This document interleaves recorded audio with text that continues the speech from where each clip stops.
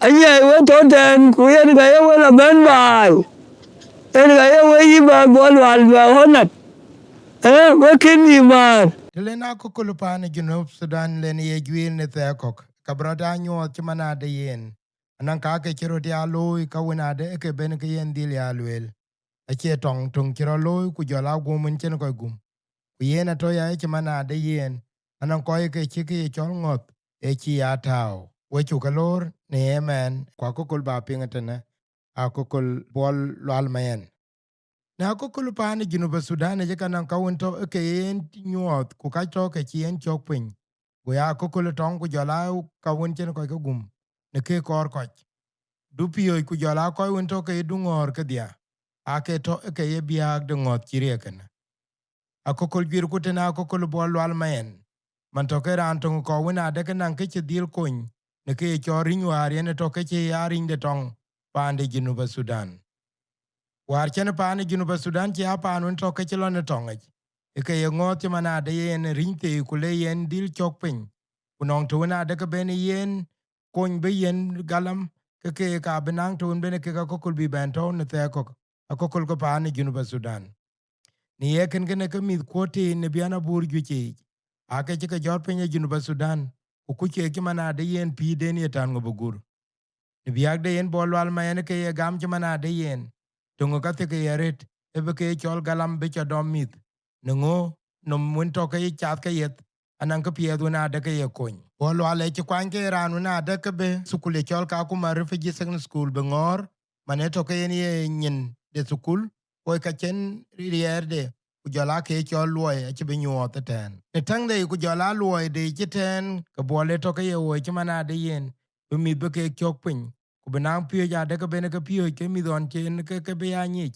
ke ye mi ke lost boy ka to ke je jamerun ter ku le ke yen chen gala ka be ya ko ko da ku kana ke pia di kwan on chen ara nun to ke ne ke kwan ke be pio ji ya ke yen to ke ben belo ne tun joti man to ke yen choy du ngor de Kakuma Refugee Camp ku ye kin gina to ke chen londi de ke beloy me de chen ke ko gi ko ku ko ke ka to ke jinang akukule lost boy gwir ni ye kole ne ben chen ko ke ben pinda America kwa gwir gi kwoti ke ben to ke beloy en ka to ke chen mi dun ke be ni ke lost boys ku jala lost girls chen ke be jor ko ler ke pan the United States nan ko won ni tangon bi to bol ka ni ja kukul de Duncan ku jala ko ke Benjamin Michael ni ye kin ka to ke mana de yen akukul to ke chen ke chatin ku ke chi loy abenang ke piet wen bedil nyuot nan ko ara an shoy Buol Lual Mayen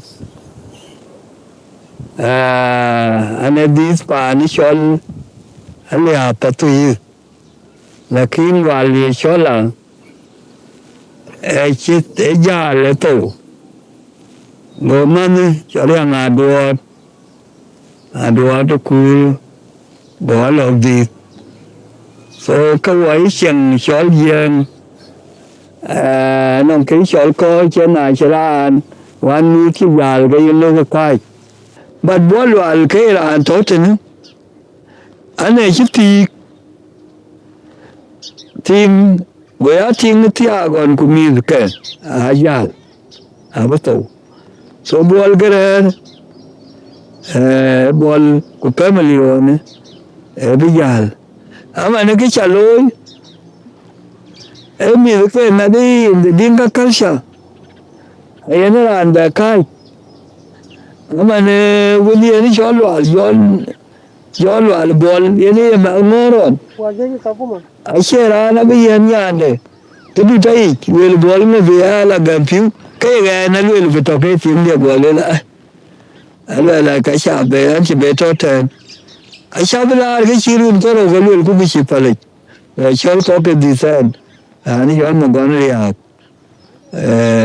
dis unu kan yen ko shia ko binda ya ga shola ka wel ku ne ra na yen yande ai wel dute nei ka jai gama ya wel ga shin te lewo e wel ba ja gam so yande ni yo yal wel ku ya yen wel ne wan ma shola kwe ni mo gon ya yen ga no ga no di ke man nó nhiều cái dia cái tiền nó thôi à u nhà dia nó nhiều cái nhiều cái chi nhà này chỉ có bảo vệ nè thôi cái này so this is Buol Lual mana ka jalwe Buol Lual ko la loy ka Buol Lual man tiyo ko when yen ke pan la ran tukulu ushal matiang ke galan tukulu yatin ko jala malek la ratar na la ratar en ke te gol ben arayi bayana wa pe na ro mo na ko mi ko ke che jam ton jamen a che la ro mo na mi ke shulu ko mi ko na ko mi ke yem ko che ko ro bu ten yu ri shal sai ko na a shu ko bu la ro mo na mi ko lo ro mo na du ti che je ya ten I show up an anke and kicking ye. The devotee I shall be ayo. And you go on one near Binda. I shall not be headmaster. Shall I be Babakar? I shall be none Kayayo, which a PD will. Echo, we shall call Jagiru, Karka. Passion to cool you. My ship in cut. Kokadui. Aku juga emas, aku jalan kap. Kau lagi ni, kar, wakar. Naik bi kelata. Ya wadal haya. Tonglar balwela ya mana kru, wala mana jo, I don't know. Wakoi kusabel kar. Tenan jisal. Orang jauh wala kau kujela dui. Kau lagi ni, luin kusakat. Jela dui abu tu kelas ngadi. Kelas balatin, kelas kiri wati. Boy, aku le kuain cuba bar maktab. Wah kuain cuba. Alah maktab kerja yo berat kena Moimbaria, Shal Pauluna wede ni naib madir. Assistant headmaster, deputy headmaster. Oh, saya yo berat tu. Jela uti je. Majerede. Yang sini kan. Well, my thing to win, well, I can't wear Shalwell. Already Shalwell, eh? I shall well, I hear the liar, Yale, like him, I shall man, Naira, and in the Kojana, you found out on Gorilla Dupu, and go. So, okay, you will be. Do you right? Lakina, the Yalala, as I give my in Kina, where on Yella and by. Ya le yen ga kanan kar go mo yunu bi le chi da ni shol fo le no de no ba ya go le jila ku je le lan shi ma ta kallan da ta karar ta ne wani go tin ba ya ga ai wai ke ana le an ki binang that crisis an ki binang mikela wani master kana wai you now on tiga to kulto Wela ko ja avela shumal. Wala jiban ba iten. Wali ton le. Kono mano malugiyo wa du to kuli wala anchela. Ko anan jiri o jala chan. Jabu pinge wela bole daingen. Ayene ye mo la ba yo ko ngi ndi na to. Ayo manada la to. Ne la no. Bo jal. Ini gala dia orang ni, ini gala ada okey, kanuan kau jakam lagi Conceptual, Unulin kan ni jalap, aku kini gua mari, jadi my case, ini gua dia ni jago je kan, ada nala kira nala loyong, ini gala okey, anjing gala orang 1964. Lagu yo ka yiten wala okay bo ya long lo la in bo na jaben cái in người lo ya anh phụ nữ đó mình nói ngoài là my first job ever cái dia ya ya na wala ka no phụ nữ đó mà tới chỗ patrol atali anong alwala ka bini reshala dom bini reshala dom when tulba ta ba ga yen je ma ni ding tin anya alwala ka tagang en cái first employment ye ki kan ye na ne ko am chi lo la ko ya ke kyan na đi ba wa na chi ye ya chi tu ko ten ai cái coi về giảm rồi là có gia lo tu cú lì in bol ya cú là mình luôn cái giảm mất tiền cũng là có gia du tu cú lì ai du bát cả nhá ta cái chỗ cô nhìn cũng là cái cái trò mấy chỗ đấy tu yên mi lo cái du tu cú lì ở chỗ có chỗ này có bê tông có cái bê tông mà to tụi em thì cho là bao nhiêu thì cái lối giảm một chút rồi cái đường hoa để tâm có khi là giảm một lối là cái mình cái này cái giảm mình chỉ giữ sự cố lối chả có bao quay ra chỗ của mặc sao được rồi cứ lo rồi lối thì bao là gọi lại lối để gọi lối là anh lại la rồi bảo là nó anh sẽ lại và cái đó mình phải lo sự cố lối và là cái này cái quái chụp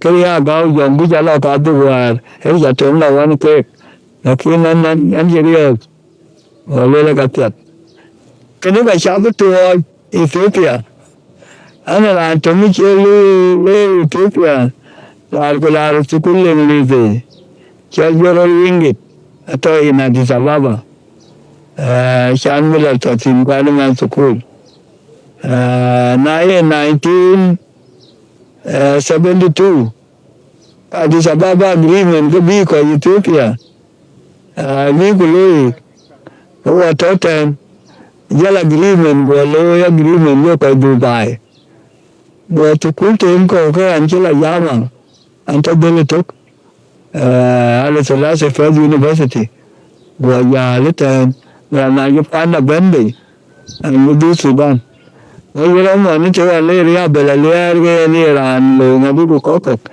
nhưng là bài của điệp rồi quan hệ trang là liên quan qua cái đó tên anh chỉ biết là đi Sudan là bên Sudan anh chỉ bên tên là bên của là phía cái xíu cái đó trống là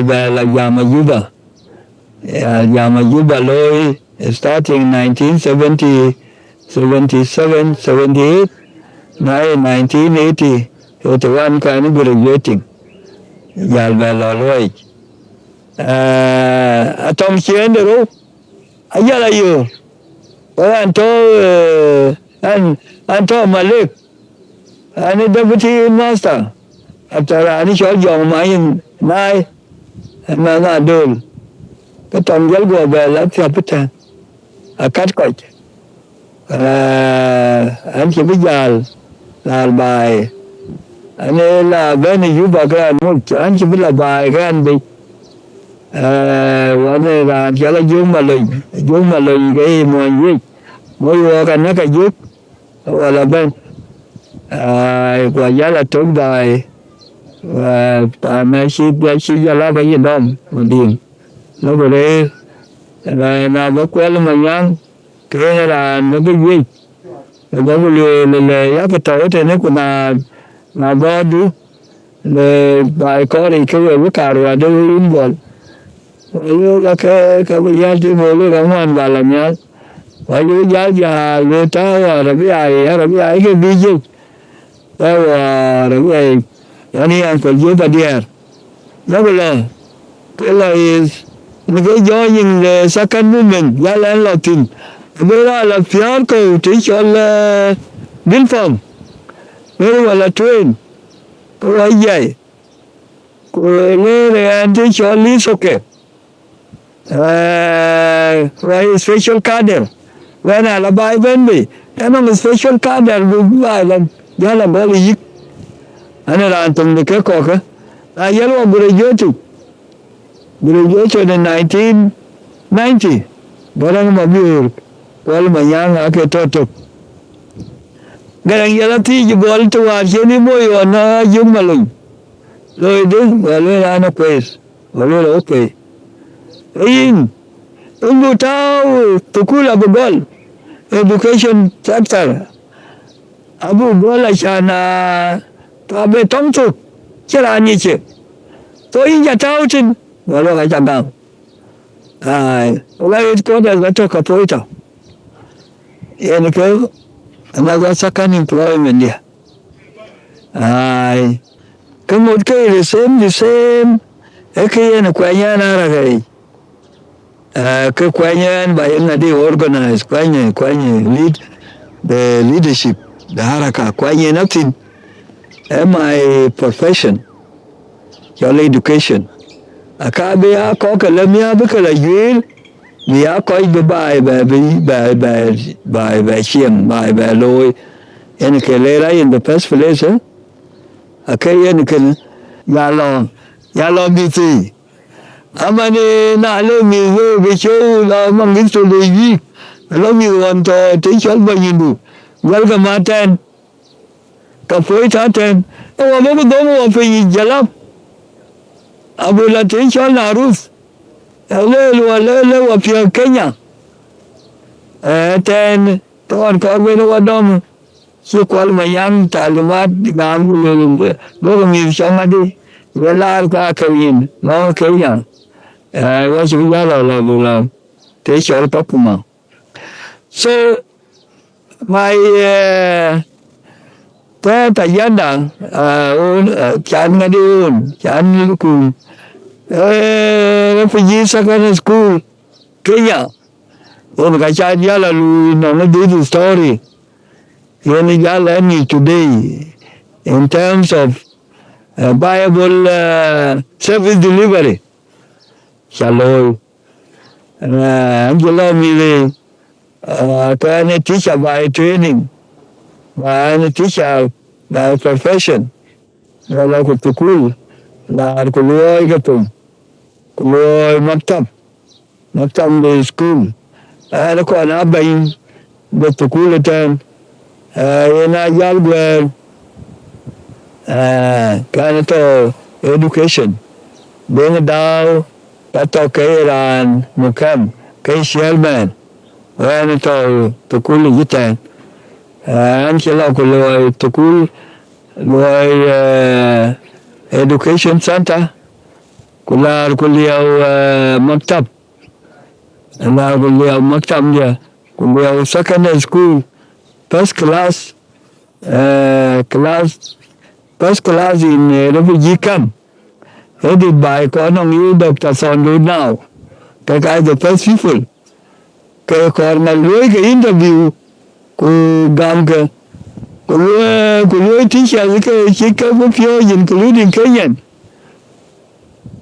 Kuloy ka teachers ka school. Kakuma Refugee Secondary School. My name is now in Buol Kakuma Secondary School in Master among the Kenyan. Kind of thing. I said, lawyer. Na la din daw le yal. Kaya yung grani siya makere tiyong labar. Inbiri la bir no iril bay. Balong ti diyan. Yawanten. Kung yal din daw yal. Din daw siya recommended. Nung kakaraka. When Buol ka bit dialo kay chairman. So this is how I came to be the chairman of the camp. Yeah. Chairman of the camp, even I say, Madi Yal Ben. I say American ambassador. I went to the camp. We what is the hell of children without parents? Well, ketong, and so what? Well, am I ever very into safety? I can. We are cool. Yalwela, this is our option. We will continue. Why normal people? The war will end and we will be people. Well, America has a better option. The community will appeal. Well, what is it? Go tell Nabi Panduan Bugolmia. Kabu will appeal. Go Jala, Nairobi. Nairobi, Chara, Richol, Uncle Malonga land. Elijah Maloka. So, Filene Nongin. Well, I couldn't ananeke. Bajal Bami, but the Sudan at the end. The little well, she live. La ki anwe no ngene ba bu ku wari ko lu American in New York wari wari mu ba ba yu na man wa ko man to wa ni watching that day wa ya dictating terms man so you think the thing then ko to coming what is the best option ene ke jam da ke ne wana ko no ya la du coming bây giờ một trăm đi sol có cái sol là to mà cứ đi tới bây giờ dưới đây có giờ nó phải gọi là bát mà cứ tiền mà cứ cứ là cái bít tờ mà giang nhà là bít tờ anh chơi đi giống bây giờ bít tờ cái là nó vào đời là bít tờ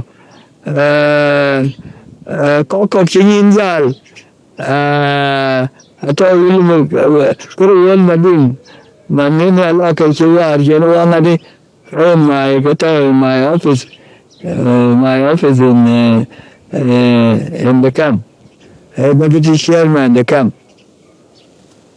But very fast up election to Buol and show me when I give me a page. Go out with future with Thompson, come so can you go along? Now, the response, I share a high power delegation. We call about ambassador, we went to the camp, headed by Deputy Assistant Secretary for Refugees Affairs, U.S. government, with two departments, members of State Department of State and members of the State Department. I share one guy different. Foreign Affairs and I think in security. I was Yalvan. I took a Winchima Kilu, a short psychosocial. And look at Nashat. When you said, the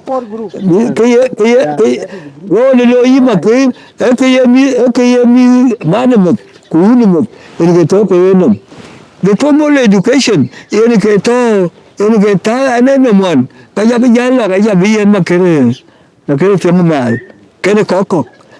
So, and formal education, conceptual education, I get two departments, New Sudan, be continued with resources, economy, be a future. You get the time too. The organized with me was a powerful lady called Dr. Juliana Duncan from that state in the western coast, Washington State. Washington State. That lady, like she organized a resettlement program for the miners, for the other company miners. We used to call them different names. I used to praying foreign minister, I saw the lost voice. But they will not work. I saw company miners because some of them were actually losing their parents in the war. So this is in short what is the children and the rest of the people to the US, Canada, and Australia. Thank you. Kapakalwil. Ekiyemaloy. Yemuyen kinaloy. Alu bay lu kula ga shil kinyi. Kuku. But na loro investigated. Kuka nong to be and tin. Anong certain concept. Anong a concept of Trinity in the Bible.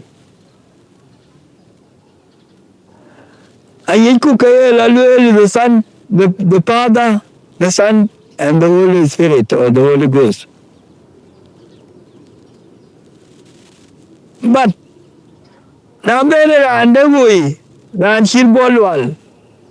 He represented in the human context as ownership, leadership, and accountability.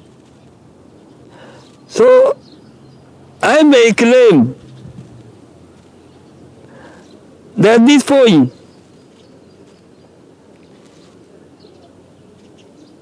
here is that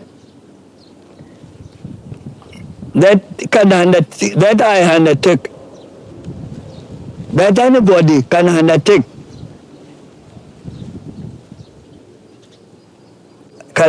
anything successfully. First and foremost, you own it, you lead an account. Kachalaloy on in again. Garang mabur. Kawemi, Kiana successful. Here where you learn the concept of Trinity Latin. Kachalwell could wear a Kajagam. I quite believe when Manadaka Kachagam. In terms of service delivery of any kind, it's a loom. To because I quite believe that